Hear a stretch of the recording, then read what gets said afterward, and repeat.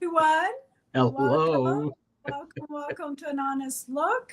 We're gonna do this part first, Rick. We're gonna get it out of the way. What's that? Well, we're gonna tell people where we are, right? You can Yes. find us on YouTube. Please Yes. subscribe if you find these episodes, our conversations valuable. Subscribe, spread the word. But also, every show goes on podcast about a day later. Yeah. So subscribe to that. Uh, Leave us a review. Please leave us a review. The more you support us and the more you amplify our message, and the more you put this show in front of people that need to hear this stuff and need the Yeah. help, need to get the same value from it that you're getting, Yeah. right? Yeah. Yeah. Um, Absolutely. I yeah, mean, it kind of it's your way of validating the work that we're doing, right? I right, mean, as right. much as we really enjoy doing this and the value that we each get out of doing it. Right, because we're getting value from it too, just Oh, by 100%. 100%, and it's cool to see, the audience grow, and it has been. So right, those that have already subscribed to us, thank you so much for right. doing We so. really value you. Yeah. And also the reason why we do this live is to be able to interact with you, Yeah. to be able to make you a part of the process. Another thing that I really want to encourage everyone to do, and I know we say this every time, but like, do put your questions in the chat. Do communicate with us while we are in the live. If it's something relevant to what we're talking about, we'll definitely answer your questions, and we'll definitely even like steer the conversation in that direction. Oh yeah, like And this we is need this is to, unscripted. Yeah. yeah, If something's really on your mind that seems really relevant to the moment, yeah, please share it. I mean, that's why we're unscripted, unrehearsed, and all that other good stuff, right? just Yeah. us. And it's so good to be just the two of us again. I miss us. You know, I did some reflection piece. There's a coach that I took some training off of him, some of his workshops, and I'm on his newsletter. His name's Rich Lifton, and towards the end of the beginning of this year, actually, he sent a post about reflecting back. Right. Yeah, Which and we talked about in our last show of the year, we by the I way. guess we did. Yeah, no, Right. I have a hard time bringing conversations in there because I mean, this is the only experience I have right now is now, right? Right. So I think it's all fluid, but then it's like, oh yeah, we talked about that last week, I'm but here to remind you, don't worry. okay, that's cool. All I wanted to say, be prepared for this. All I wanted to say is I don't know how grateful, I do know how grateful I am that you are part of this experience for me. Oh, thank you.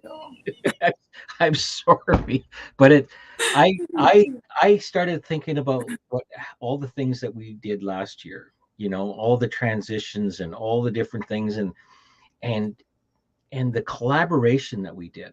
Right.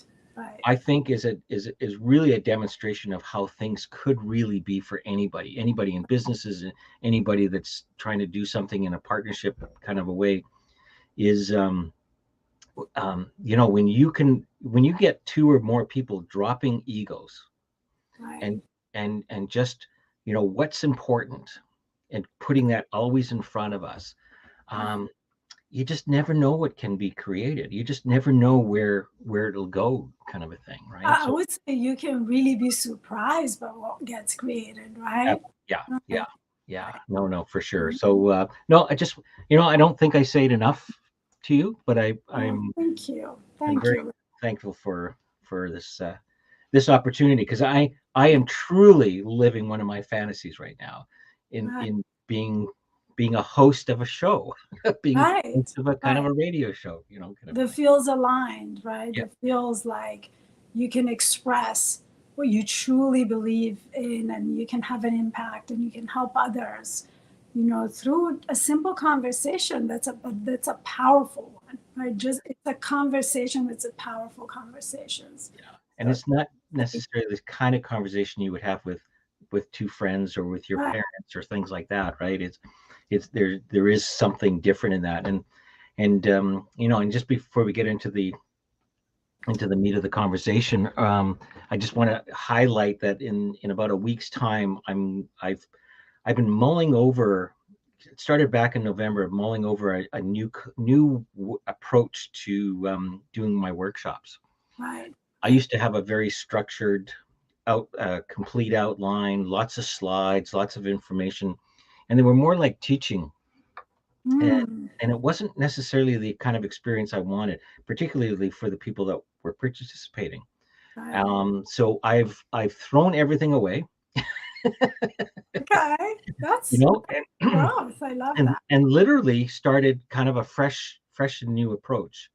And I often say that, like fresh and new. This we're always looking for something fresh and new. So if you want to look and explore something from a fresh and new perspective on what it's like to be ruthless with your joy, I encourage you to follow my tree link in the bio, in the Link tree. description. Yeah, what's it? Link tree. I can put it in there Is for it link tree or tree link?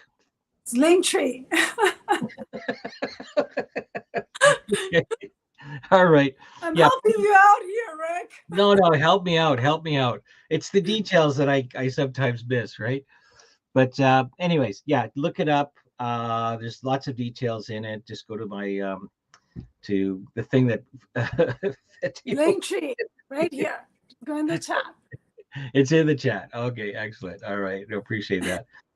Well, it is Linktree. You threw it all away, didn't you? I literally threw everything away. Yeah. Amazing. No, anyways, hey, so hey, welcome. Good to see you again, and so good to see you too, and thank you for all the kind words. Oh, you're more than welcome. You don't need me to say this to you. You know how grateful I am that we're doing this together. And also, I think that speaks to the power of collaboration, right? Collaboration and like having a common purpose, right? And ours is impact and helping people through everyday challenges. Everyday, yeah. Everyday challenges. Yeah, Which big, brings small. us to the very, very popular topic of triggers. Who doesn't have triggers, right? Do you have any triggers, Rick?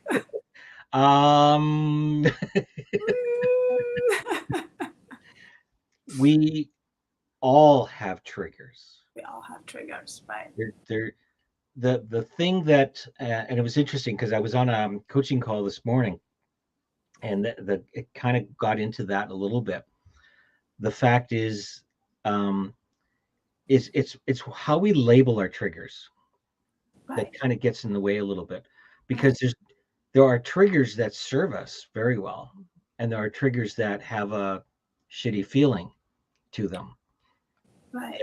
That take us into directions that we may not necessarily know or understand. But we all have them. Some are very automatic. Right.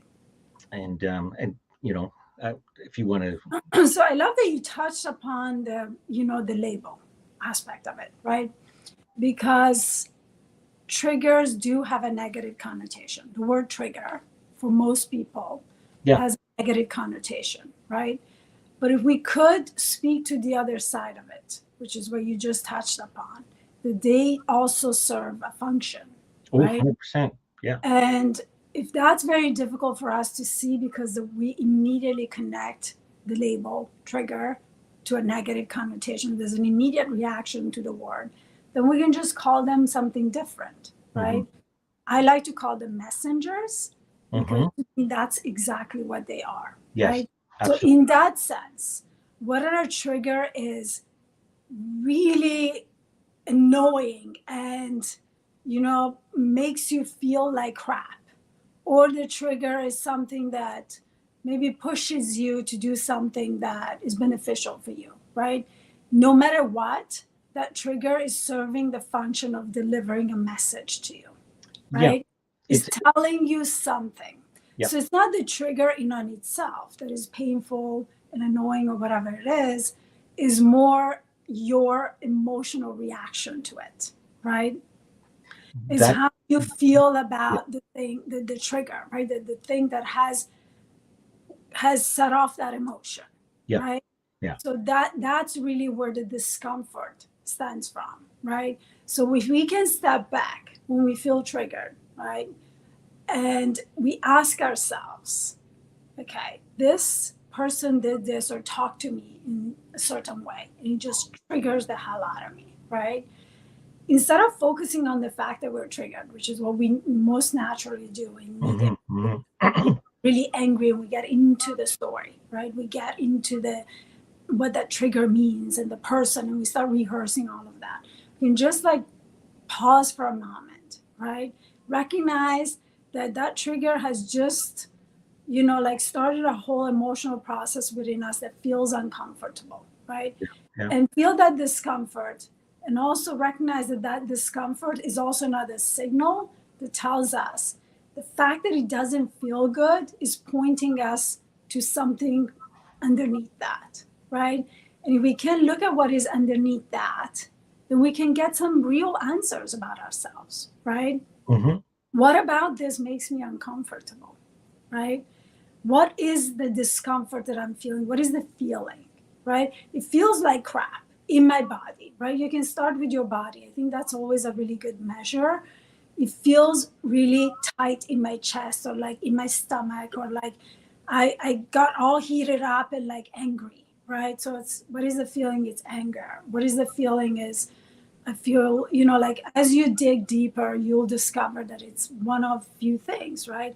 I feel disrespected. Well, what does disrespect really mean, right? Well, I feel rejected, right? Or I feel like I'm not being valued, right?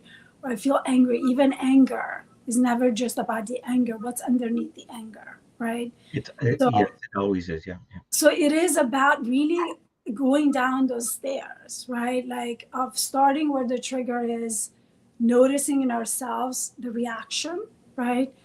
Is it positive or is it negative, right? And if it is negative, right, well, what is the feeling? What's the feeling? And like, what's causing this feeling, right? What is it really, really, really making me feel, right?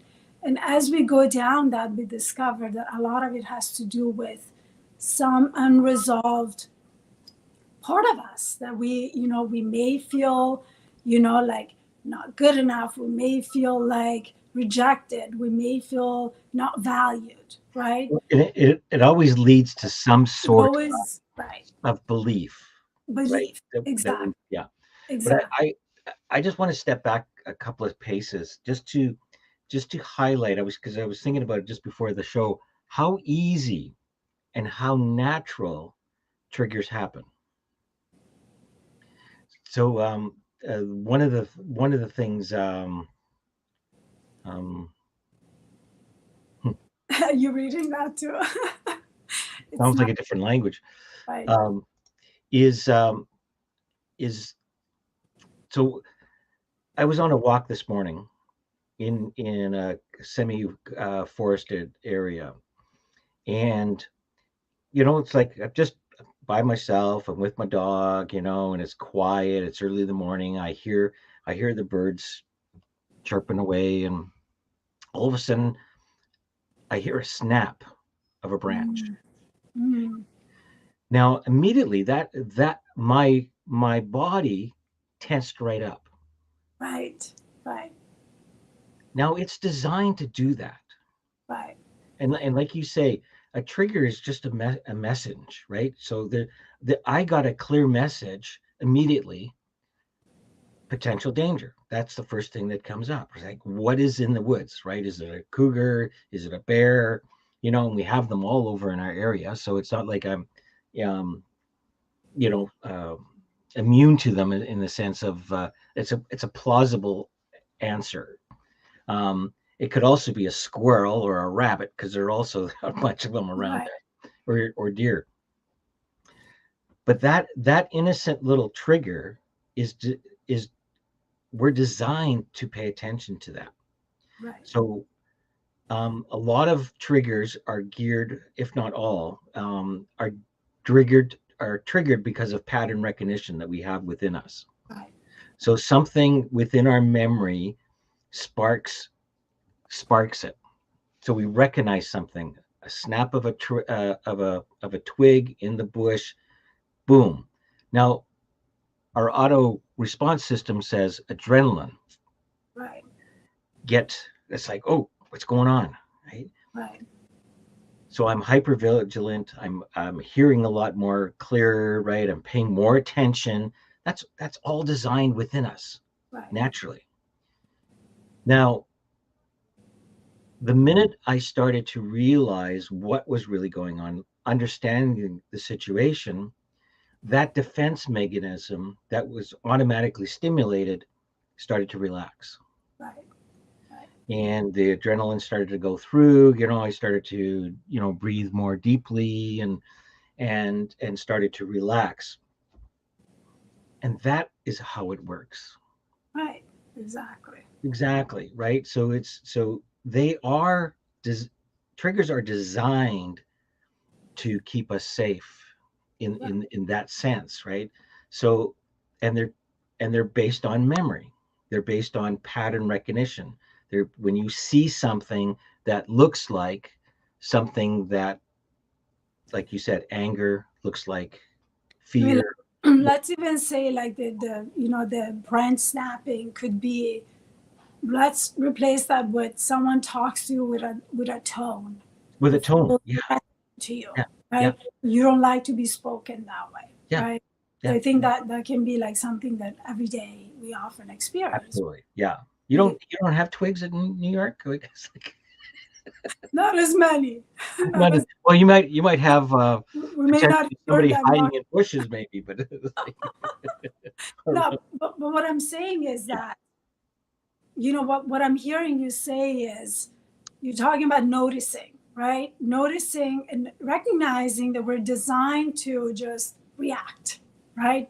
We're like designed to react as if everything is a danger, including how somebody's tone may change or the way they approach us or step towards us, right? So we make a lot of meaning of that, and there's an automated response often that happens, right? yeah.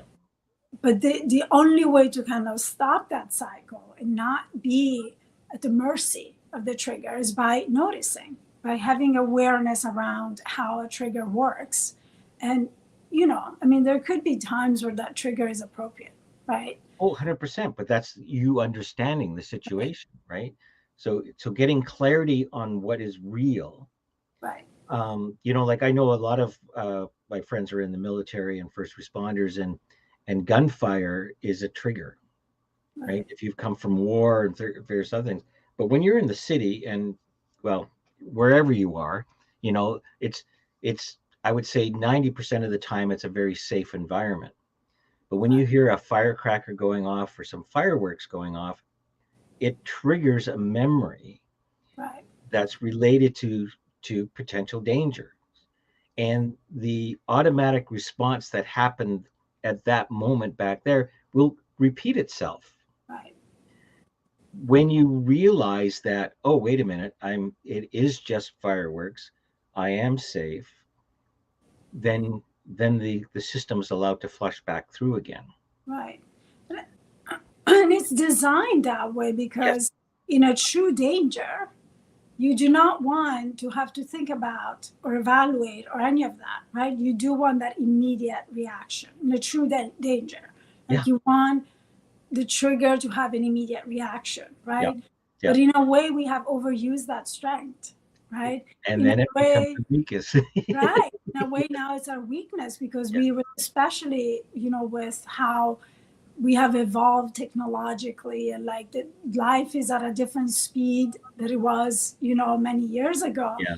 Yeah. So many things can trigger that kind of urgent response, Yeah. right? That's actually very unhealthy for our nervous systems, right? Very adds to the stress, adds to our ability to just sit in a place of comfort and being able to not be at the mercy of the trigger, right? Because just we're constantly just responding, Yeah. right? Yeah. Social media and text messages, like we're constantly like that sense of urgency is constantly there. So we have been trained to just like constantly respond, right? Yeah. And so, there are moments where that is appropriate, but 90% of the time it is not. 90% of the time it is about slowing down, right? Slowing down. There's a And speeding up how of do you tell? How do you tell?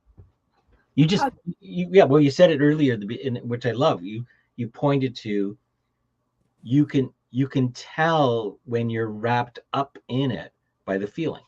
right, by how it feels. If it Yeah. feels like crap, it's definitely not something that, unless you're being chased by a tiger, it's not something that feels good, right? So what is underneath that not feeling good, Yeah. right? But what we do is like we often, and this is the other important part of understanding triggers and like how we can make them work for us instead of against us, is to really understand, and this is something that we speak to all the time. Mm-hmm. But now, instead of looking outwards at the trigger and like at the person that did that or said that, or like just really turning it around onto yourself. How Yeah. can I respond differently?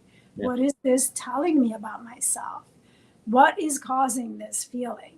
What is it underneath that, right? So, really see that message as a message about ourselves, right? 100%. With someone who is talking to you disrespectfully, frankly, I already know that person's being disrespectful, right? So once you have acknowledged that, right, you can make a decision of whether or not you want to interact with that person again, or if you want to set a boundary, right? Mm-hmm. I will not accept for you to talk to me that way again, or we will not be interacting, right? That can be a simple boundary. Or you avoid having.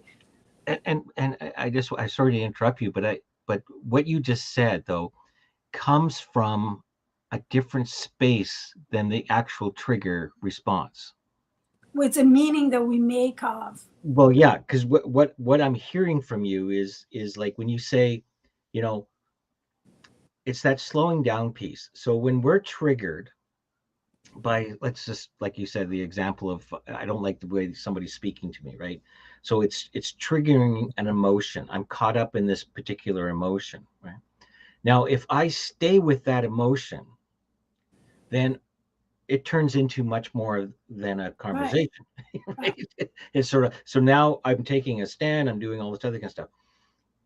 But if I recognize that, oh geez, I'm getting fired up about this, my antidote for that is to slow down slow down, right, and right. allow the emotion to naturally leave you, because it will. If it has a half life. Every minute, 90 seconds, 90 seconds, it'll right, just start to, right?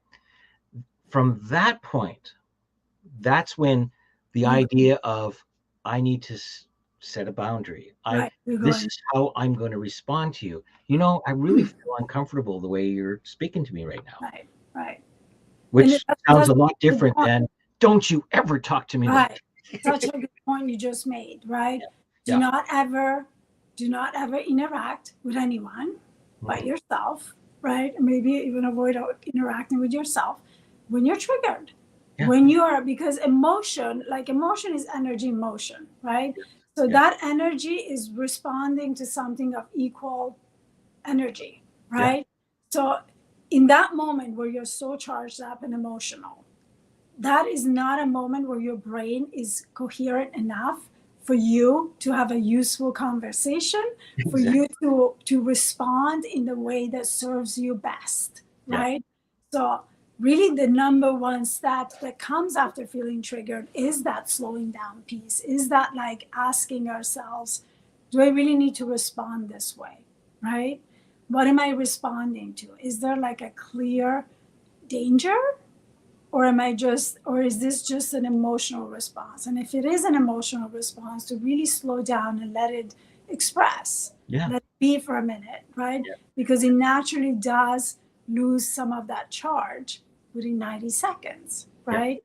So really it's about restraining yourself from reacting or responding immediately after, especially if you're really really triggered, right? And I gave that example last year about my dog being attacked. Right. And the triggering that happened at that moment, the adrenaline that was running, protecting the dog, trying to get the other dog away, and all that other kind of stuff, and to realize that, oh, wait a minute, okay, now I need to talk to the owner of that other dog. Right. And there was enough presence in my mind to realize I'm supercharged right now. I'm of no value. I'm not going to get any headway at all in a conversation. That I allowed that adrenaline to flow through, get more quieter, and then just present myself in a different manner, a non-confronting manner, right? And just to see what would come at that time, So the conversation was, I'm sure, would have been so much different if I had started to storm down the street, versus, because I know most of my neighbors, they're not, they don't breed dogs to, right? I needed to understand, where did this dog all of a sudden come? Like I walk every single day. So it was, I wouldn't have had a deeper understanding of what was really going on. And I don't think the owner of the dog would have heard me more clearly, kind of a thing. And we came to a really nice resolve, and we're still friendly neighbors. I mean, and that's the thing, right? Because in a sense, we feel like if we match that energy with like energy, that we're gonna, stand up for ourselves, better, and we're gonna show them or whatever it is. But what that really does is creates more resistance, right? Yes. It closes the other person off to where the person now is in defense mode. So it's in the same like place that we are, and there's They're nothing triggered. come out of that. Yeah, They're triggered now. Yeah. They're triggered too. Exactly. Yeah. So yeah, I completely agree with you. But again, really looking at the trigger as as an opportunity to learn something more about ourselves, right? It's just a clue. It's a message. It's a clue. It's telling us like there's something about this that doesn't feel right for you. There's something about this that creates a strong emotional reaction for you. There's something about this for you to look into, right? How can you respond differently? How can you show up differently? And what can you learn from it? And not to take it as it means anything more than that. And that, Because exactly. in Carl Jung's work, he talks about shadow work. The thing that he emphasizes is anything that angsts you about another person. There's something within you, right, that is unresolved, or whatever, how you want to include it. So it's I know in coaching, clients will sometimes say, like, that person really ticks me off a lot. Right. And I'll go, okay, so describe the behavior and things like that. And then I'll turn the tables, and I go, so you recognize the behavior, which is a pattern.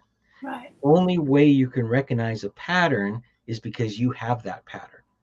You have So, experienced it. Right? so where in your life does that particular behavior show up?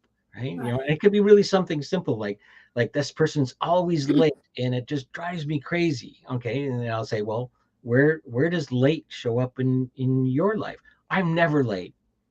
No, like kind of think about it, right? And it's like, do you always deliver on time? Well, most of the time. Well, that shows up, right? It shows up someplace in your life. It could also be like that's something that you experienced, right? As you were saying that, that reminds me of my mom. My mom is like chronically late, right? Trigger for me. Chronically, mom, if you're listening, you know that. I don't need to tell Hi, you that. Bob. Super late, like just like chronically late, right? So that's been a trigger for me, right? And I can be 5 minutes late, and I'm like, you know what? I love where I landed, right? I didn't land at half hour, an hour late. 5 minutes, I can live with that, right? But that can be a trigger, right? Something Yeah. that we experience in another part of our lives Yeah. that just doesn't feel good, right? So when somebody else does it, we have an exaggerated response to it, Oh, right? totally. And it's, again, it's like that messenger piece, right? It's the messenger, And yeah, if we look at it as simple as that, then right, it's sort of like, oh, okay, well, that's kind of interesting. Um, and yeah, you could do something about it or not do anything about it. But I find it fascinating because if we go on the lines of that life is always being mirrored back to us, right. then we're projecting something, and it's just coming back to us. So we have a chance of looking at it. It's simple as that. Right. Yeah. I mean, I would say, and I would like to go a little bit into some of those triggers are not so easy for us to slow down, right? Because those can be present too. Mm-hmm. And I want to say to that from my own personal experience, Sure. Yeah. when you're aware of a trigger, right? So, because we're really talking about creating awareness around it, right? Yeah. Notice, 100%. you notice what's going on in your body, you realize you're triggered, and now you have awareness around it. And now you can do something about it, right? You can start asking questions. Is this really a response to that behavior? Or where is this showing up in my life? What is it telling me about me, right? So you can really discover a lot about yourself and what that trigger, specific trigger means to you, right? Mhm. But there are instances in which that response is extremely difficult for you to even catch, right? And in my personal experience, those instances are instances in which there are deeper trauma involved, Right. right? So in that case, right, if it's something that you're really aware of, that there's nothing you have tried and you're unable, in spite of your awareness, in spite of trying, you're completely unaware, unable to, stop that pattern, right? Stop that response, then that's something that goes a little bit deeper. That's a different kind of trigger, right?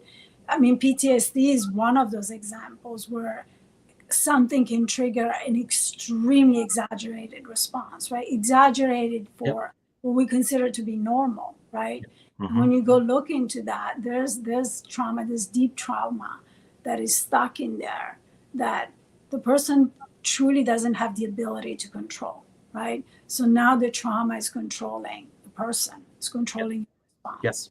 Yep. I really always like to make that distinction Mm-hmm. because that is real for so many people, right? It doesn't have to be like PTSD from being in a war. It could be something else. But I Mm-hmm. want to encourage people, like, especially when those triggers become toxic or self-destructive, or like they're just causing problems in your life. I really want to encourage people to seek for help, right? Absolutely. Have a Absolutely. professional help you. Have a Yeah. professional help you diagnose it, Yeah. right? Because what the triggers that we're talking about are like everyday life triggers.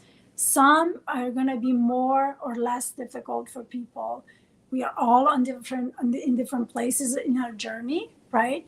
And we all have more developed that like self-development muscle, more or less, right? So you can never give everyone a timeline of how long that's going to take, but like all things, it's all about repetition, right? The more times you redirect that response, and the more automated that new redirection and that new response becomes. Yeah. But if you've tried it and tried it and tried it, and the response doesn't change and it remains really charged and toxic or whatever it is, exaggerated, then that's a place where you cannot do this on your own. You have to look for outside help. You have to seek help from a professional. Oh, 100%. 100%. Like, to help you get a deeper understanding of what's going on. Like, I mean, from my work perspective, um, we come from a place of that we're not broken. And what tendency happens is that when we're deeply triggered and caught in the hamster wheel, and yes, it looks very real, and it has all their feelings of sensation and things like that, is that we have a tendency of thinking there's something wrong, we're broken. Right. But when we really understand that, no, it's just really a natural response to what you're thinking, and understanding the role of thought and understanding the role of thinking and attention, right? Like we have built into us resilience. We have built into us a deep sense of well-being, and it's easily demonstrated. I mean, the minute that we turn our attention away from, say, the screen to something else, our body automatically readjusts itself. And just like me getting slightly triggered of potential danger from a big bear attack, uh, with the twig, right? Like if I had to do something in that moment, I know that my body is ready to go. Right. It clears the mind. All I could concentrate on was what danger's in front of me. Perfectly good. Perfectly normal. If there was an actual bear there. Well, especially if there was an actual bear, Right. and I would just do what I would normally do, right? Shit and run. So it's Right. but it, in all seriousness though, again, it's back to, and this is where I've seen the work with post-traumatic stress, is that that when they understand how that natural process works, when they understand that it's when they slow down and really see and understand what is going on in front of them and see how safe they are, they immediately react in a way that cleanses themselves. Right. And allows the body to let the adrenaline flow out, because we were never designed to hold on to all that energy for long periods of time. Well, because it literally takes energy away from other centers, right? Including everything. Your brain. That's why you're not coherent in that moment. That's right. You can't have a coherent conversation because a part of your brain is shut down. It's offline. You have no access to it. No, you're hyper focused. Right. You are hyper focused. I got to keep myself safe. Right. Which is why it is not useful for you to have any conversations in that moment, right? Because then what happens, this is the cycle, right? There's a trigger, we respond immediately. Let's say you talk to me in a way that I don't like, I lash out because I'm super triggered and immediately get angry and I feel attacked. And I lash out and I say things that, guess what? Then afterwards, when your brain is back online, now you regret talking to the person that way. Right. Yeah. So now what happens is a whole other cycle that kicks in. Right. Now I feel bad about what I said. I feel bad about myself. The self-critical voice emboldens. Right. Yeah. And now I start like telling myself how I'm not good enough, or like how rude I am, or, like I start having feelings of shame and like self-judgment and, putting myself down and feeling that, I am a rude person, right? So it's a whole cycle, right? It's a whole cycle, because not only that is what happens internally, but it can also even affect your relationships, right? Now you can't undo what's been done, right? You cannot undo how you responded to that. So then now you have feelings about that, right? Now you have feelings. So do you see the pattern of how that like energy creates the same exact energy, right? Of shame and self-judgment and, like lower vibration, not feeling good about myself feelings, right? So when and then we create a belief system that umbrellas it, right? And then we start getting a change in behavior. Things like one of the things that are classic with post-traumatic stress, particularly in the military side, is that they always put their back against the wall. They always go to a back table. They start to change their behavior to thinking that will manage the trigger. It's coping, right? Then you 100%. Or like in everyday life, now I avoid that person.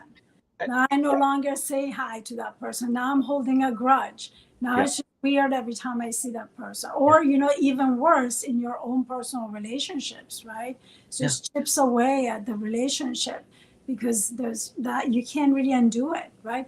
But what I always tell people is, you know what? Instead of judging yourself, instead of feeling shame and guilt, put just as much energy into how you can go and repair that, how you can go and be very open and vulnerable about it and honest about it, Mhm. right? The Yeah. way you responded was not, in spite of what you've done, in spite of how you talked to me, in spite of whether or not that was a, like what you meant to do, Yeah. what I did, like own your part, right? What I did, the way I talked to you, the way I responded and reacted was not right, right? And I want to repair that. I want to apologize for doing that. It was not right to do Hmm. that. Two wrongs don't make a right, No. right? Just because I felt wrong, it doesn't mean that I can go and like be Yeah. rude back, right? So, because, and I say this because oftentimes to shift that automated response, right, to the trigger takes time. So you're going to have, even in spite of the awareness, even in spite of knowing that you need to slow down, the first time you're gonna try and shift this is not going to work the way you would like it to work. No. Depending No. on what the trigger No. is, It's a right? muscle. It's a It muscle that needs to be takes exercised. it Yeah. takes practice, Yeah. right? So it's not useful for you to focus on the fact that you didn't respond in the way that you intellectually know you should respond, right? Mhm. But it is useful to have tools to go back and repair, to go back and like explain, listen, I'm aware of this, I'm aware that I'm, the way I speak when I'm triggered is rude, or it's disrespectful, whatever it is, or that I Yeah. responded in a way that was maybe overly, like exaggerated, and I'm aware of it, I'm working on it, and I apologize if I offended you. And at the same time, I would like to ask you to, be considerate and not talk to me like that, because that's something that really, really, really bothers me, right? Hmm. So that is useful. What is not useful is to sit at home and like feel guilty and shame and then avoid the person and potentially, let's say, even ruin a relationship or throw away a relationship. Well, when you think about it, it really limits your ability to enjoy life.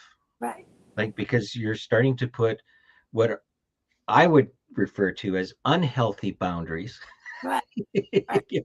right? Or Right. limits to how you want to engage in life. And the narrower you make it, the more difficult it becomes, because you start to end up managing a bunch of different things. Well, I can't go there Exactly. because that person's there. I Exactly. can't do this because I may come in contact with that.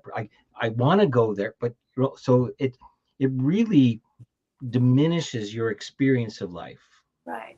Such a good point. Like now, instead of putting your energy into that one conversation where you come clean, you're calm and you have processes and you go and have this conversation. Not only you apologize, but you also let the person know what you're willing to, tolerate, interact with or not, right? Mhm, mhm. Instead of putting the energy into just that one conversation, now ever after you're putting all your energy in avoiding, in in the coping, right? And Yeah. now the coping becomes also an automated reaction, right? Now this is what you do every time you have an uncomfortable interaction. What you do, then you avoid the person, and now you are avoiding two people, and then three people, and then 10 people. And now all your energy goes into avoiding people and places And then and you reversing the turn yourself reasons into an why. introvert, Right, a hermit, right, Yeah. right. Yeah. Or even like rehearsing what happened, right? Because that's also where we put the energy into, because Mhm. we have to validate why we're avoiding this person, not talking to that person, or like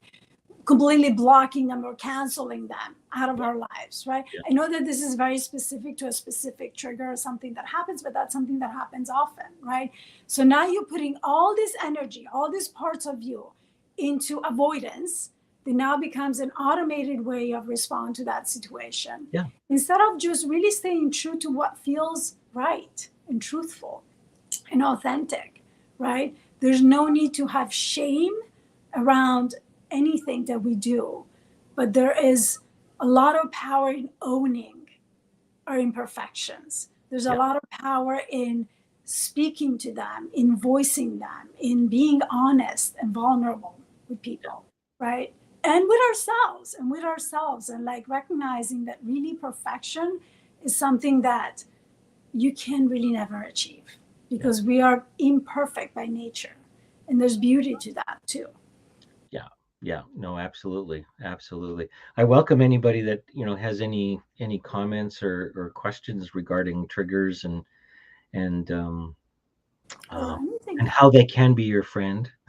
how they can be your friend, right? I know Well, we got it's information, right? information, Like I said before, several times, my point of view is that our feelings are a barometer, right? right? They're And it the just tells messenger, me where I am at this moment. It has nothing to do with what's going on outside of me. So it's a reflection of what's inside of me. So if that is true, and I believe that, and I work from that point of view, then it's up to me to manage that part, right? And when I notice that my check engine light says that I need to relax and slow down and conserve some energy, then yeah, that's what I need to do. And then it's from that point that something fresh and new occurs. right? Right? How much more empowering to look at something that we typically look at as something really annoying. Being triggered is not fun, right? So Yeah. we can choose to focus on how freaking annoying it is and get angry about the thing that triggered us, right? And focus on how this person always does that, or this thing always happens, and this traffic light is so long, right? Yeah. And focus on that, right? And spend all our energy in the negative cycle of rehearsing something that truthfully there's nothing you can do about because the trigger is something outside of you, right? Oh, yeah. Or just take it as an opportunity to like just really like explore yourself on a deeper level to what can I do to change this within me? What can I do to change my response? How can I respond in an empowered way? How can Yeah. I really look within? Take that as a way to, just see where it's pointing. Can I see something fresh and new from this? Right, You right. know, What can I learn from it? Right? I used to have a 90-minute one-way commute to work every day. Wow. Yeah. That would trigger me. Well, I at times I enjoyed the trip, and then at other times I just resented it. And I Right, thought, and then I noticed that every time I got in the car, I was like regretting it. And I right. was always looking for ways of distracting myself, excuses like, how can I not get on this commute? As long as I stayed in that frustration mode, I knew that nothing new was going to come up. Like I couldn't get a fresh You're idea. simmering in that I'm behind simmering it. the Yeah, I'm bunking probably. stewing it. Stew. Um, but somewhere along the line, I relaxed enough and disassociated out of the frustration. And then it occurred to me, what a wonderful opportunity to read books while I'm Right. driving. Listen, listen to it. Listen, I Right, discovered podcasts. I discovered audiobooks. It was sort of like, it's like, where have you been all my life? Kind right. of a thing. That's like my laundry stories, right? Yeah, That's yeah, that's like laundries are a trigger for me, like picking up toys. yeah, Uh, That's still a trigger. Let me tell you, as a mom, it's like they just grow like fungus everywhere. They're everywhere. Toys are everywhere. yeah, But yeah, like what can I do with this time, right? Instead of seeing my time as wasted time, yeah, right? What can I do with it? What else can I do, yeah. right? And look at how beautiful. Now you can listen to books and like grow intellectually, Yeah. expand your knowledge, right? It got to the point where I didn't want to get to work. I wanted to stay on the road Right, because I right. was I was so absorbed in what was the lectures kind of a thing, and yeah, no, but you see, those don't come from you mucking around in your laundry going, I hate this, I hate this, I hate Ah, this. another stain that needs stain remover. This kid keep doing it, right? No, absolutely. I mean, it's really all about changing your experience of what's in front of you. I mean, Yeah, ultimately, that's what life is all about, right? And really flipping, that mindset of how you look at things, yeah, how you look at things. yeah. So I really want to invite everyone to try that. Well, Next time you feel triggered, like, remember this conversation and give it a try, experiment. Yeah. What would happen if I experimented and, like, I made myself see something good in this or something useful, right? Yeah. Let's even throw away the word good. Something useful. What can be useful about this? Yeah. And, like, really fight up against that voice that's like freaking nothing. It's just annoying, right? Like, but what if it was? Play with me. What if it was? Let's say that it was. What could it be? And you'll be amazed by how your brain will now start finding all the different ways that this can be useful for you. Because the moment that you flip the switch in your brain and you get it to think, that reticular activating system is thinking in a different direction, now it finds all the evidence for why this trigger can be useful in your life, right? Yeah. May not be fun, No. but useful. No. Interesting question from Yeah. how do you help a toddler cope with triggers? Right. And Do you want to go for that, or do you well, want me not necessarily go for it, but it's an insight that I have about that, because what triggers you, the mechanism that's being triggered within you, right? Again, it's a natural thing. There's a pattern, there's something that is learned, and whatever it might be. It's also happening in with anybody, Right. right? So just, when people are having a bad experience, or what it looks like a bad experience to you, right? Then there's a lot of pieces in there that go both ways. And a lot of times this is where the deeper coaching conversation comes in, because let's not focus on what the toddler's doing. Let's focus on what you're doing in the Right. moment. Right. But okay. Yeah. Finish. I do have my 2 cents on that because I'm pretty fresh on that. Because I get it. I mean, I get absolutely where you're going. There's something about your toddler being triggered that's triggering you, right? Like, Yeah. I felt like I need to get you out the door and you're losing your mind over the color of your socks or your snack or whatever it is. It's completely irrational, right? Toddlers are completely irrational. So I learned a couple of things, right? Yes, very much. It's not really about what the toddler is doing because they're doing their thing where they are developmentally, right? So I learned to really ask myself, what is this teaching me, right? And most times it was teaching me patience, right? It was teaching me where I could be more patient and where I could be, like, more present with my kids. Another thing that I had to learn, because that's not in the moment. Those moments with toddlers, that's very fresh for me. I mean, I do have a 7-year-old that Yes, still you do. time has meltdowns, right? I really understood that a lot of that discomfort for me was about wanting to fix that, wanting to end it for Yes. my kids, right? And having a lot of acceptance around the fact that that's just a natural process for them. They're learning to emotionally regulate and they don't quite know how to do it, nor they know how to express their needs in a way that we always catch or understand, right? Yeah. So that was the second part. The other thing that I learned from having my kids see a therapist at some point during the pandemic was that really all I needed to do, instead of trying to fix it or end it, was just validate the feelings. Mm-hmm. Validate the feelings, accept that it has a cycle, right? For some kids, it's a little bit longer. That is comfortable for us to accept or, like, sit through. It can be very triggering, right?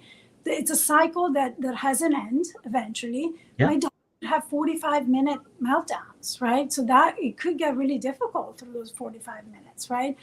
But all that she needed, I learned, was she needed me to validate what she was feeling in that moment. Mm-hmm. This is so difficult for you. I get it.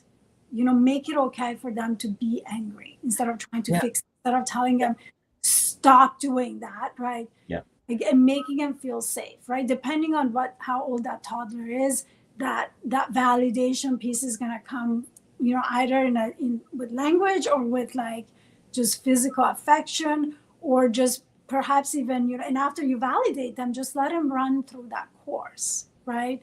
And really understanding that the more you try to control it and the more they get triggered, right? Because it's there for a reason. There's a Well, frustration. you're matching that energy. You're matching that energy. Yeah. And the other thing that I would say is, because after the fact I felt this a lot, was I felt guilt around my response because it triggered the hell out of me, right? I have to be honest. Like, there were moments that I started screaming too. Like, I can't take it anymore, and you get in the story, you get into Yeah. the reactiveness. Yeah. I really learned, and this is something that I also learned from my kids therapist, to not judge myself, to let go of the guilt, kick the guilt out. What can I learn? What else can I do? And see myself with compassion. It is so difficult to live through those meltdowns in the middle of the street. Your kid is running away. My son used to just like take off and run away. And then I'm like, I just saved your life. And now he's having a meltdown in the middle of the sidewalk. And now you look like the bad mom, right? Yeah. So really have compassion for yourself too. It Yeah. is challenging. Toddlers are super challenging. And especially when it's your first one, even when it's your second one, they don't come out like a cookie cutter, right? They're different, turns out. Oh, You yeah. don't know what you're doing the first time around. No one gave you a freaking, like Instruction book. manual for this human being. You're responsible for this human being. And like, Yeah. you don't know what to do. You try different things. It's trial and error, unfortunately, right? It So is. have a lot of compassion for yourself. Don't judge yourself. Do something to regulate yourself, to feed yourself, to slow down yourself, right? And That's then the key. tend to your toddler. That, And then tend to to me, that is the key. Exactly. And right. because again, nothing fresh and new, nothing will occur to you as long as you're matching or trying to manipulate what you're seeing, Right, or control. Yeah. controlling it. But the minute that, and that's why I always, like I said, it's like, okay, so how are you contributing to this? Like, what can, if you sit back and relax and give yourself the space, right, to like listen, right, listen, something will occur to you. Something Right. will occur to you, Right. and I can't tell you what that will be, but Right. in that moment, it will be right for that moment. Right. And I would say, because she's asking like how to help the toddler cope with their triggers, right? Just understand that in the moment, you're not going to get that answer. Not But in the you're moment. going to get that answer when you slow down, when you look back, and you Absolutely. start observing Yeah. multiple meltdowns, right? There's no recipe for like your toddler tomorrow will not have meltdowns. I'm going to tell you this, be very honest, it's going to happen because Hey, we have triggers. We right, have we have triggers. triggers, and that's How just the old are way we? they're on. Yeah. That's their language, right? Yeah. But the more you just like slow down and pause and observe the behavior and what is it triggering them, what are they trying to tell me, what is it that's frustrating them, and the more you're going to start putting that answer together, and then you can try showing up and like trying different things, right? Show up differently, but like always validate that and making them feel safe. Obviously, if something's really unsafe in the way they are triggered and like having that meltdown, then your job, absolutely number one job, is to keep them safe, right? Yeah. But that's the only way you're going to know. They unfortunately don't speak a language that you can fully understand until they're much older. Well, Much older. I don't even know if they speak the right language even when they're older. Right. But you know what? I discovered something about my daughter. She's almost 8, very recently, that, she wasn't sleeping. It took her a long time to sleep through the night, like 5 years. And I hate to say that because some people that are going through it, it's like their skin crawls because that feels like forever. But I realized that she was super afraid of the dark because her room was really, really, really dark. Mhm. So, and she still today is super afraid. Like she actually verbalized that to me very recently. I was like, wow, I could never understand it. Like I tried different things. Like I was focusing on the wrong things. And she was coming to my bed, not because she was scared. She was really scared. Yeah. Wow. So it's a journey, and it's a challenging journey. I feel you, Giselle. I feel you. I hope that we answered your question and that this was helpful to you. And I hope this show was helpful. And Right. yeah, Right. and so leave us a comment, a like, subscribe, share us, do all the cool things. Um, Paula, just before we leave, Paula's sharing that there's a wonderful program called Conscious Discipline that gives parents and educators to help with triggers with children. Thank you very much Thank you for so much. that. And this is what our community's like, right? It's like Right. we don't pretend that we know everything, Right. but everybody's been exposed to different Right. things, and so we can learn off each other. So I Right. appreciate, Paula, what you're contributing there. Thank you for joining our show. Absolutely. And go ahead tomorrow, tune in. It'll be on podcast. Subscribe, review us, follow us on YouTube, wherever it works best for you, and share the show. If this Yeah, was helpful for you, share yeah, the love, help us amplify our impact. It's really, absolutely. really, really matters to us. Yeah, and if you want to do a deep exploration in being ruthless with your joy, You just have the link. You have follow the link on in the comment section, and I would really love to get to know you better. And it starts on January the 21st, by the way. Anyways, so I'm gonna put both our links here. yeah. Thank you, everyone. We Thanks, will see Sandra. you next Thanks, week. Angela. Saw you in the background. We'll see you next week, Yeah, and keep tuning in. Have a powerful week, everyone. absolutely. Bye bye now. Bye bye.